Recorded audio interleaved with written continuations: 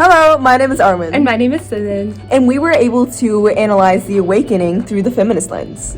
So many of you may be wondering what the feminist lens is, and this lens focuses on how women are portrayed and how they're treated in literature specifically. And this can relate to how women are referred to, what occupations they have, their positions in different family situations. And so we're going to go ahead and give you some steps that you can take in order to analyze the different books through the feminist lens. So first, you're going to find all the female characters in the piece and name them out in your head, kind of list them out. And then the second step is take note of how many women are in the story as compared to men and see if they are main characters or more of a side character. The third step is take note of the societal norms during the time that the book is set and look at how the women react to them.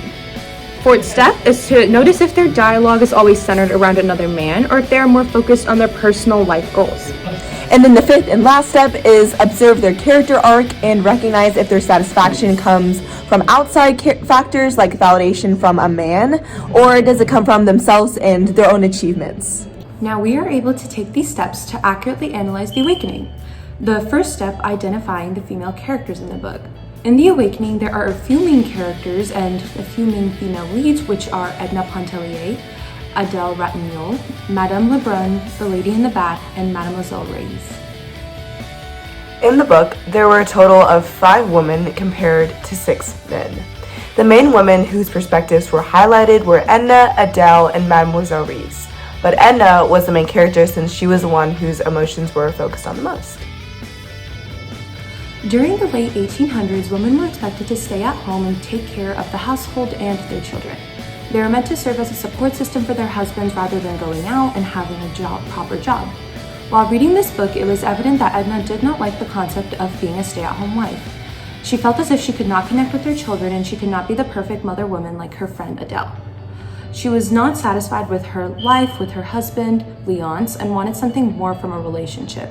She rebelled against what was expected by hanging out with Robert, who she was developing these feelings for, and leaving her house behind and moving, and not completing the typical household chores which are assigned to women. Edna's dialogue honestly switches between her passions and emotions and then Robert. Whenever he leaves for Mexico, she can't stop thinking about him. And when she meets with Mademoiselle Reisz at her house, almost all of her words are about Robert and his letters. But after she hears Reisz's piano playing for the first time, and after she swims, she can't stop thinking about how she's a new person. She tells everybody this, and how enlightened she feels. Adele focuses mostly on her home life and doesn't really focus on herself. Her happiness actually comes from being a good mother and a good wife. And Mademoiselle Reisz never talks really about another man except answering questions from Edna about Robert and his letters. She talks mostly about her passion for piano and gives advice to Edna based on her own life experiences.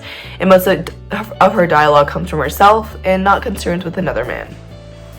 Now, moving on to the last step, you can see that Edna's goals are more focused based on a man and her own personal ambition, so there's a mix of these emotions. So Edna was someone who preferred to be more independent, and she didn't let her happiness depend on things such as her husband. But she did feel a certain type of excitement around her other lover, which was Robert. Even though her husband was not a factor into her happiness, she depended on Robert to make her feel more content. So when he went to Mexico, Edna was so upset and she felt so miserable without his presence. She did feel more content when she was in solitude without her family there, when Leonce was out on business, but that time period was short-lived because she was more focused on how Robert would make her feel. This lens is important because it can show the difference in the portrayal of women from time to time in literature. It can also aid one in understanding the oppressive gender relations that were happening at that time. It takes note of the social, economic, and political positions of women. Overall, it improves the understanding of society in general for readers and how certain people are consistently generalized and portrayed. This lens was important for us because we got to see the expectations and standards of women in the 19th century through The Awakening and analyzing it through the feminist lens. Thank you.